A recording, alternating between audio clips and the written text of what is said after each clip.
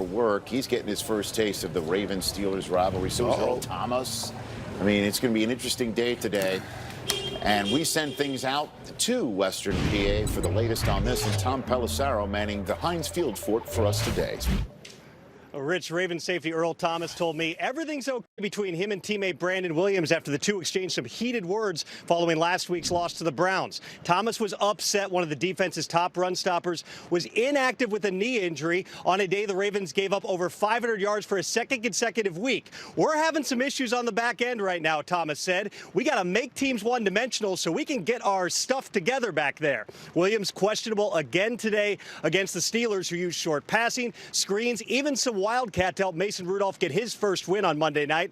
Running back Jalen Samuels told me this week you can see Rudolph knows his stuff. He's more confident in the huddle. We're all just trying to make his job easier. Rich?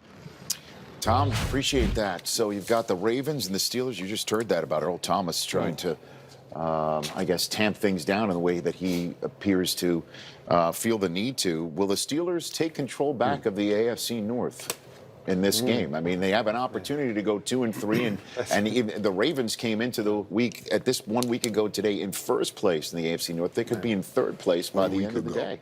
I'm going to say no. I mean, I was there at the game last Monday night, and Cincinnati looked awful. Steelers did some really good things. We'll talk about some of them in Football 101 coming up in a little while, but I just don't believe they can sustain that against a good football team. They're going to need more from their quarterback and wide receivers if they're going to win. And first couple games where I've seen Mason Rudolph start, he struggled to make plays and generate plays with his right arm down the field. It has to be designed, and I believe against this Ravens team, this defense, but more importantly against this offense, if they get things rolling and can score some points, that it's going to be tough for Pittsburgh Steelers today.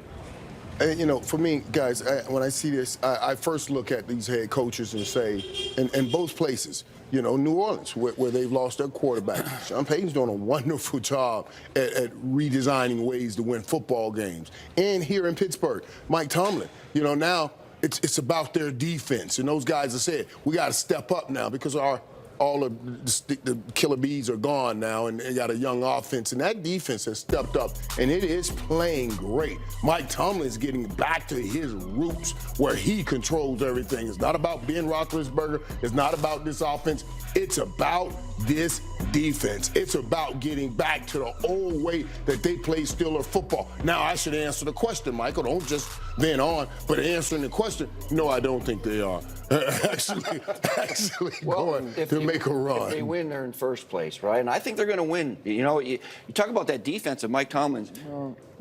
The Browns have a say on Monday Night Football, but I understand what you're saying.